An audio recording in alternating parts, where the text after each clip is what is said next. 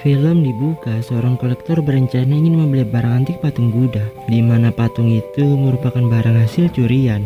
Tuan Kim selaku perantara menjelaskan kalau harga patung itu akan naik dalam jangka waktu 5 tahun ke depan, karena patung itu merupakan benda bersejarah. Berkat kemampuan Tuan Kim Yung yang aneh dalam bernegosiasi, si kolektor akhirnya tergiur untuk membeli barang itu. 양반 이거 고이 간직했다가 은퇴하고 슬쩍 처리하면 완전 떼돈 버는 거죠. 삽시다. Tidak lama kemudian, pria misterius berkostum Spiderman muncul di depan mereka. Kita sebut saja Sugong. Dia menyelinap masuk ke dalam lalu menghabisi para penjaga dan mencuri patung Buddha. Tanpa diduga, penjaga yang berada di luar berhasil memotong tali, sehingga membuat Sugong tidak bisa kabur.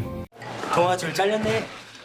널 뒤졌어 이 도둑놈 새끼. Beruntung, Sugong masih memiliki rencana B, dan pada akhirnya dia berhasil kabur dari sana. Sementara itu, inspektur polisi bernama Minwoo dipindahkan ke tim warisan budaya yang dibentuk pada tahun 2006. Tim itu menyelidiki kasus yang melibatkan artefak budaya ilegal. Sebelumnya, Minwoo bertugas di kantor pusat. Dia memiliki reputasi yang baik di sana. Salah satunya dia pernah menangkap kartel narkoba seorang diri. Namun, semua itu sia-sia setelah dia meringkus kepala polisi yang sedang mabuk di dalam kantor. Di tim barunya itu, dia bertemu dengan Chang Hun, polisi polos tapi cerdik. Saat ini tim warisan dipimpin oleh Jang Tae-in. Berflashback 10 tahun yang lalu. Kala itu dia berhasil menggagalkan transaksi narkoba milik para mafia. Tanpa Kapten Jang sadari, ternyata pot bunga itu merupakan barang antik seharga puluhan juta dolar. Akibat insiden itu, kantor pusat memindahkan Kapten Jang dari Satgas Narkoba ke tim warisan budaya sebagai konsekuensi atas perbuatannya. Setelah itu, mereka datang ke acara pelelangan barang antik. Dua anak kecil menjual sebuah koin kuno berlubang. Yunji berharap koin itu terjual dengan harga 100 dolar. Namun setelah dicek, koin tersebut hanya senilai 5 dolar. Mengetahui hal itu, mereka pun tidak jadi menjualnya. Setelah acara selesai, mereka membutuhkan pemenang lelang Gucci 3 juta dolar. Tiba-tiba dia dihampiri pria tak dikenal. Kapten Jang menduga kalau orang itu adalah anak buah Kim Yung. Melihat Joyun tidak ingin menjual Gucci-nya, anak buah Kim Yung menelepon rekannya untuk membutuhkan Joyun dari arah belakang. Lalu Chang Hun keluar dari mobil dan mengajar orang itu.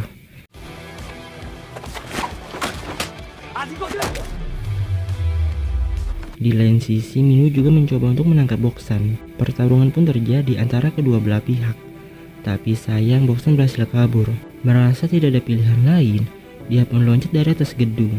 Tanpa diduga, Kapten yang sudah menunggu di pintu keluar, dan pada akhirnya dia berhasil dibekuk. Rupanya, Joyun adalah orang suruhan Kapten Jang yang disuruh menyamar agar mereka bisa menangkap anak buah Kim Yung. Di tengah perjalanan pulang ke rumah, Minwoo melihat anak kecil tadi sedang duduk di halte pinggir jalan. Minwoo menjelaskan kalau dirinya merupakan anggota kepolisian. Lalu dia mengajak mereka berdua makan malam bersama. Di tempat yang berbeda, pimpinan yang salah satu pengoleksi barang antik baru saja mendapat informasi ada seseorang sedang mencari koin tua Jason Tabo yang berlubang. Orang itu menawarkan kepada Kim Yung jika menemukan seseorang yang memiliki koin Jason Tabo, dia rela membeli koin tersebut dengan harga 1 juta dolar. Sesuai permintaan pimpinan Yang, Kim Yung membawa orang itu ke hadapannya.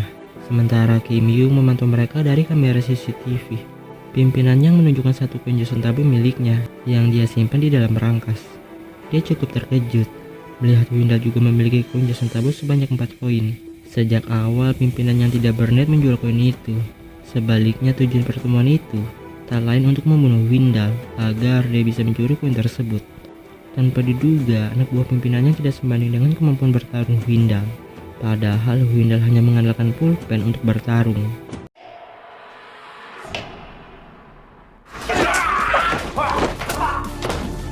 Setelah berhasil membunuh pimpinan Yang, Windal langsung bergegas ke ruangan kamera CCTV untuk menghapus jejaknya agar tidak terungkap. Di lain sisi, Minwoo mendapat perintah dari Kapten Jang untuk mencari Huang Daimon, di mana mereka harus bekerja sama untuk menemukan buku Salomon dari Choi Sang-chul. Dalam cerita ini, Chang-chul menjual buku Salomon kepada pemerintah sebesar 500 juta dolar. Setelah uang itu dibayar, Chang-chul berkata kalau buku itu hilang di suatu tempat, yang berarti dia telah mencuri uang negara. Jaksa tidak bisa menuntutnya karena kekurangan barang bukti. Setelah berhasil menemukan Huang, mereka langsung pergi ke tempat Sang-chul berada. Selama ini Wang selalu memberikan hadiah kepada Sang Chul untuk menjalin kerjasama dengannya, agar Sang Chul jika sudah menemukan buku itu kembali, dia akan memberikannya ke Huang. Di lain sisi, Minwu yakin kalau buku itu sejak awal disembunyikan oleh Sang Chul, di mana dia akan menyelundupkan buku tersebut ke luar negeri untuk dilelang. 어디서 잃어버렸는지 나한테 정확하게 얘기해봐요. 미치겠. 쟤는 뭐야? Entah kenapa Huang membela Sang Chul sehingga membuat Minwu marah, dan dia langsung pergi meninggalkannya. Sementara itu, Kim Yung menyerahkan dirinya ke kantor polisi. Kapten dia merasa heran dengan sikap Kim Yung saat itu. Kim Yung menjelaskan kalau dirinya saat ini sedang berada dalam bahaya. Ia pun meminta Kapten Jang untuk melindunginya apapun yang terjadi. Kapten Jang berjanji akan menjamin keselamatannya. Setelah Kim Yung memberitahu beberapa rute tentang peredaran barang antik ilegal, tim warisan budaya mengadakan sebuah acara pesta untuk menyambut kedatangan Minwu ke dalam tim mereka. Ketika dalam keadaan mabuk, Minwu berkata awalnya dia merasa bosan masuk ke tim warisan budaya. Tetapi setelah menyelesaikan beberapa misi, dia merasa nyaman bergabung ke dalam tim tersebut. Lalu Chang Hun menjelaskan beberapa istilah umum seperti Goltong, Dilbari, Ponix, Pesulap, dan Goldo. Lalu kaptennya menjelaskan siapa itu Sugong. Dalam 5 tahun belakangan ini, dia sudah mencuri lebih dari 100 artefak ilegal. Setiap kali Sugong berhasil mencuri artefak tersebut, dia selalu memberinya ke tim warisan budaya. Bisa dibilang pahlawan tanpa jasa. Sugong berencana ingin mencuri artefak buku Salamon dari tangan Sang Chul, di mana buku itu disimpan di dalam rumahnya. Terungkap sosok asli Sugong selama ini ternyata Huang. Dalam aksinya, Huang dikomandoi oleh seorang wanita bernama Li Chun. Melalui teknologi drone, terlihat sekitar rumah Sang Chul dikelilingi oleh arus tegangan listrik bertegangan tinggi. Jika Huang menyentuh arus itu, maka dia akan kesentrum. Lalu alarm menyala. Puncaknya seluruh rumah terkunci total sehingga membuatnya terperangkap. Tapi itu bukan masalah besar bagi mereka. Berkat bantuan Li Chun, Huang berhasil melewati arus itu dan menyelip masuk ke dalam rumah Sang Chul. Sebelumnya, Huang selalu memberi Sang Chul beberapa barang elektronik seperti kulkas, kipas angin, dan lainnya, di mana barang itu terdapat kamera CCTV untuk memantau pergerakan Sang Chul ketika sedang berada di rumah. Di tengah pencarian, tiba-tiba saja ada seorang pria datang ke sana untuk bertemu dengan Sang Chul. Takut rencana mereka gagal, Li Chun pun berinisiatif untuk mengulur waktu. Tak berselang lama, Huang berhasil menemukan buku Salomon. Tanpa diduga, tiba-tiba saja suhu ruangan naik, yang membuat plastik di sekitarnya meleleh.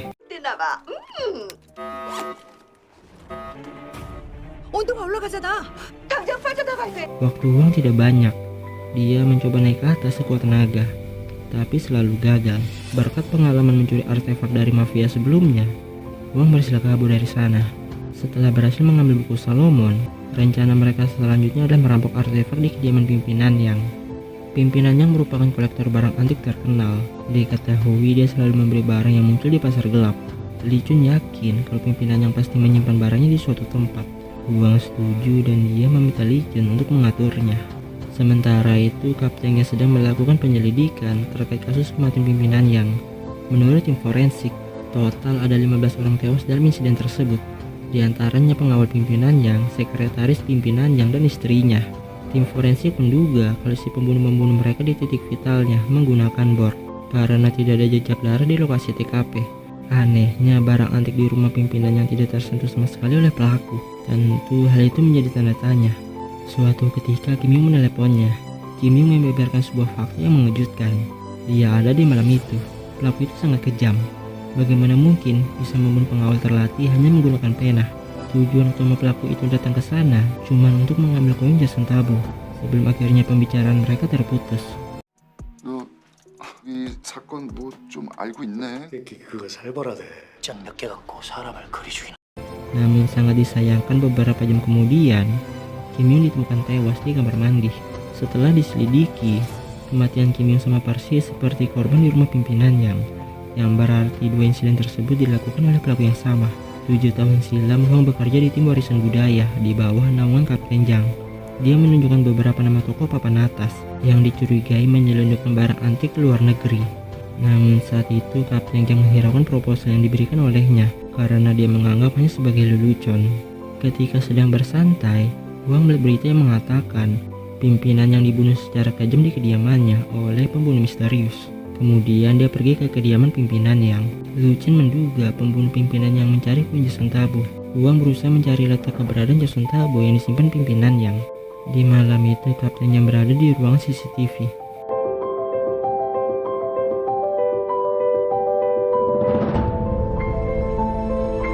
Kaptennya bertanya, apa itu perbuatanmu? Sugong menjelaskan, bukan perbuatanku. Kaptennya tiba-tiba saja lengah. Di kesempatan itu Sugong berusaha melarikan diri, dan pada akhirnya kapten yang kehilangan jejak. Dalam kehidupan sehari-hari, Wang selalu bersikap konyol, seperti suka tidur siang di jam kerja, ngomongnya ceplas-ceplos. Tentu sikapnya itu bukan tanpa alasan. Dia memang sengaja bersikap konyol di hadapan semua orang agar identitasnya tidak terungkap. Di masa lalu, Lu Chen termasuk menjadi salah satu murid jenius di sekolah. Lalu dia meratas sistem keamanan negara untuk bersenang-senang. Setelah ditangkap oleh tim intelijen, Lu Chen direkrut oleh mereka di usia 20 tahun. Setelah perang dingin usai, agensi membuangnya. Namun dia sukses berkat saham yang dibelinya 3 tahun silam. Dan kini dia menjadi wanita kaya raya gara-gara saham yang dibelinya 3 tahun silam naik secara drastis, bahkan sampai ratusan juta dolar. Lu Chen membuat kostum baru Sugong, di mana kostum itu anti peluru. 와 이거 처음 보는 건데? 새로 나온 방탄스투야. Dan juga kostum itu memiliki gas bius. Setiap orang yang menghirup gas itu pasti akan tertidur. Semenjak insiden hilangnya buku Solomon, dia menghilang tanpa jejak.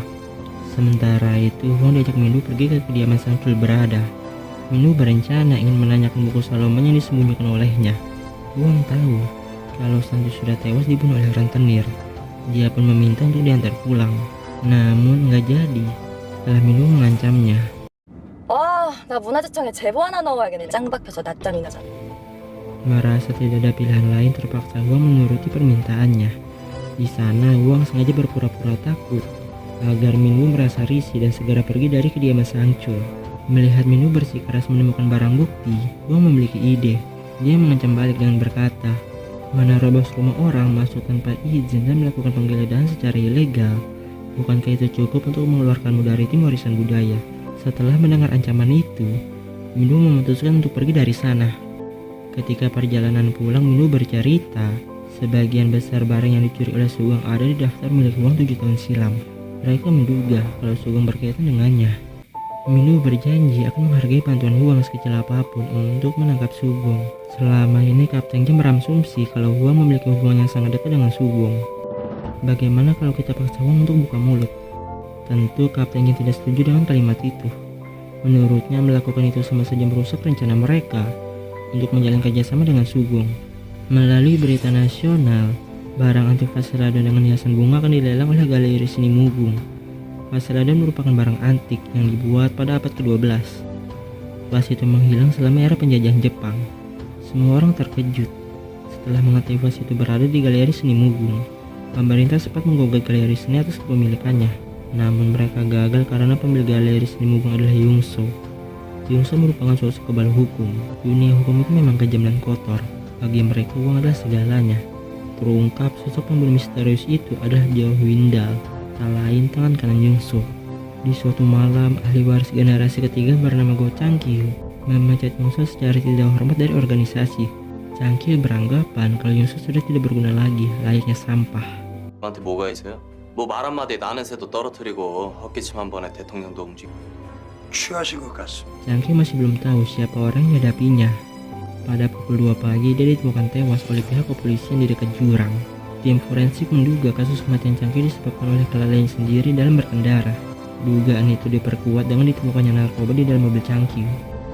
Rakyat Korea Selatan dihebohkan dengan berita kolektor barang antik memiliki vas bunga abad ke-12, di mana vas bunga itu seharusnya milik negara, bukan milik pribadi. Direktur Choi meminta Huang untuk mengambil alih kasus tersebut. Direktur Choi akan memberikannya dana darurat 10 juta dolar untuk membeli vas bunga itu saat acara pelelangan nanti.